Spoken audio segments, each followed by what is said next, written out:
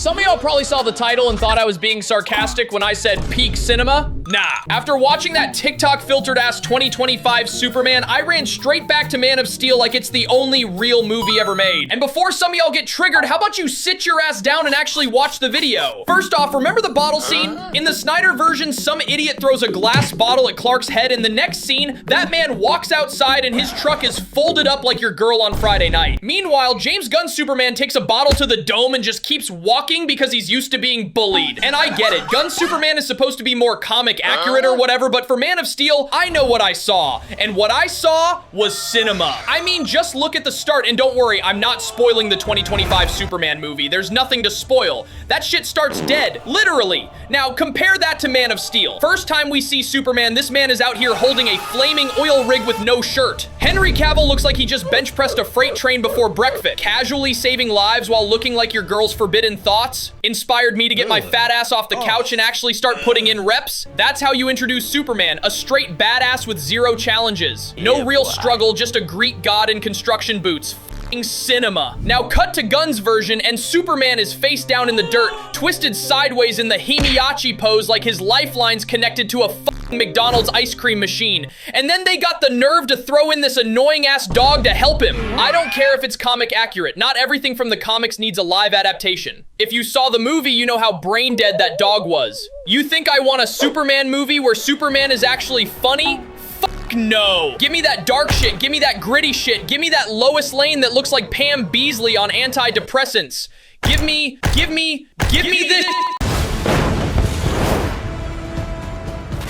Bro, the way he just takes off into the sky like he owns the air. Nah, I'm glazing hard. I got deep shit in my throat and I don't give a damn. That scene had me spiritually clenching. You can feel the pressure of him flying like the wind itself knows who the fuck he is. And the way Snyder films it, that laggy camera stutter shit, that glitchy frame drop effect, it makes every moment feel like God forgot to buffer reality. That's not just a stylistic choice. That's Snyder realism. That's art. Marvel out here filming jokes on green screens while DC's making it look like a biblical war documentary. Everything in Man of Steel feels heavy. Every scene feels like it's leading to an obituary. That's what made DC different. Marvel gave you fireworks, Snyder gave you a funeral with VFX. One felt like a comic book, the other felt like God was pissed off and Superman was the last dude holding it together. And just look at the way he flew up into the sky with his arms by his side and the frame on Henry, perfect. Like ZackSnyder personally oiled this man's jawline before yelling action. The aura radiating off him is off the charts and he tops it off by hitting that one last camera lag before having him blast into space, breaking the sound barrier. But it ain't all glazing, bro. I got issues, real ones. Like, let's talk about that dumbass tornado scene. Superman with the powers of fuck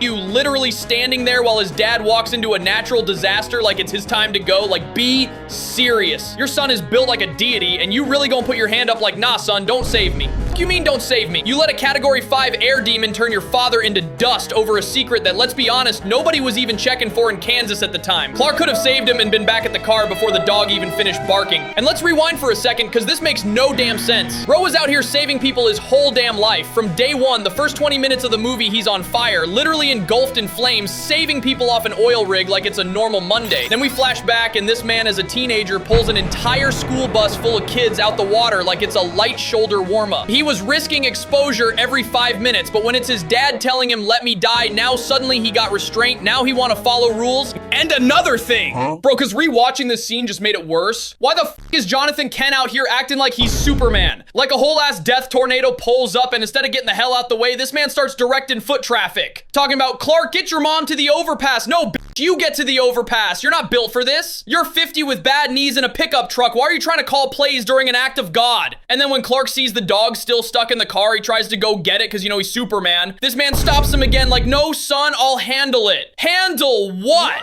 If I'm Clark, I'm throwing his old ass to the overpass myself and handling it. If that stupid secret is so important, Clark can literally get out there, get crushed, and they can just say he survived in the hospital or some shit by God's grace. But nah, Tornado is doing 90 in a school zone, and this old fuck thinks he's Thor. He goes out there, moves in slow motion, and gets fucking obliterated. Barley even saved the dog at that. Fucking dumbass scene. It's the little shit that pisses me off, bro. Like Zod shows up, hacks every TV, phone, microwave, and pregnancy test on Earth and says, bring me Kal-El or suffer the consequences. And then what happens next? The radio comes on and some news anchor's like, who is Kal-El? How do we know he even exists? How do you not know? You acted like this man been in hiding for 30 years. Again, the shadow, like the oil rig, the school bus, we already established he literally turned some dude's truck into an origami because he hit him with a water bottle. This man has never been low-key. He been leaving superhero evidence all across Kansas like breadcrumbs. And if I'm Superman, I'm not being subtle. They show that flashback where bro's getting bullied and he just takes it. Couldn't be me. The second someone even looks at me wrong, they're in orbit. Anyways, we cut to the next scene where Superman has arrived and is now showing his face and shit, full suit and everything, at a military base aura farming. Like, look at the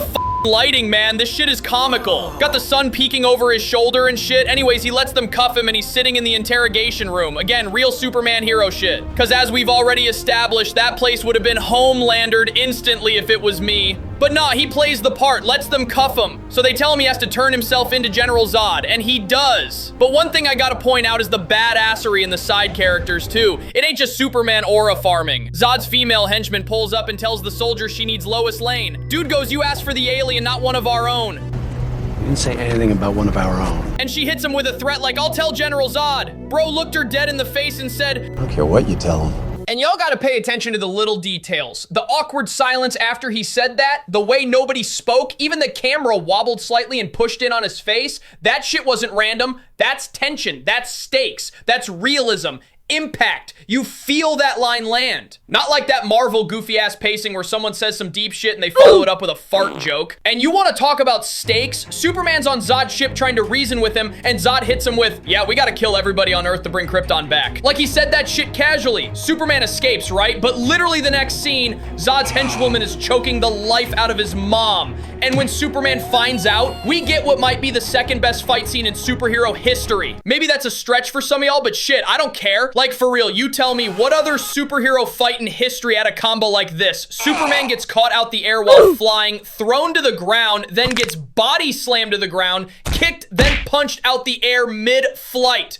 I felt the CTE radiate through my screen. Just look at the way the is landed. Legs facing two different tax brackets, laying there like he just got hit with 17 unpaid bills, a bus, and a divorce he didn't see coming. And this might be a little off track, but look at this shit. The way Feora deleted 8 men in the span of 1 second. Nah, that's how you show speed. Movies love doing that corny slow motion mess like time just politely pauses when someone runs fast, but she moved like a jump cut with murder. And because I'm already glazing Snyder, let me say this too. The sound design during that scene, stupid. Every movement sounded like concrete getting folded. That shit hit different. And it's a worldwide consensus that Makari from Eternals had the best speed scenes in Marvel. Why? Because they didn't slow it down. They let it play out in real time. Violence at velocity. That's how you do speed. And if you don't agree, you're at a lower IQ than I am.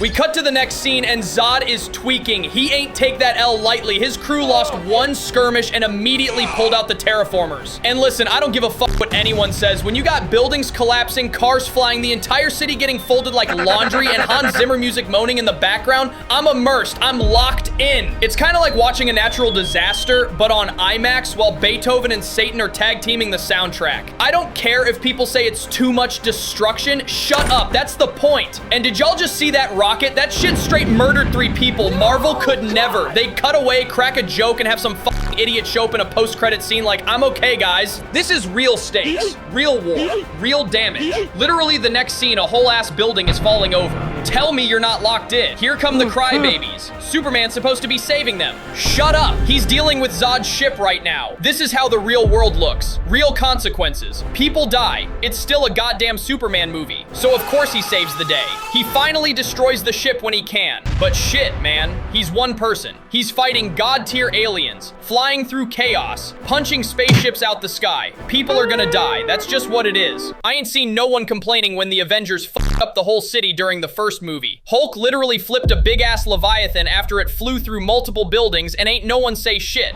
Anyways, enough of my ranting. This is where we see the best superhero fight scene in cinematic history. That one scene when Superman is chasing Zod throughout the city and that shit's moving in a blur. But if you slow it down, you'll actually see Zod in front of him. Motherfuckers are dead-ass throwing hands at Mach 12 while the city crumbles around them. I seen someone say this is the closest we'll ever get to a live-action anime fight. And honestly, they weren't lying. Dudes flying through buildings, sonic booms every 5 seconds, teleport punches, debris flying and shit. You can feel power in every frame. And to top off all the violence, it ends with a neck snap that dead-ass caused a sonic boom. First time I saw that shit, my whole mouth dropped. Had me looking like I caught lockjaw. And fuck it. Maybe I did from all the dick sucking I've been doing this whole video. But this dick sucking is warranted. So what we learn?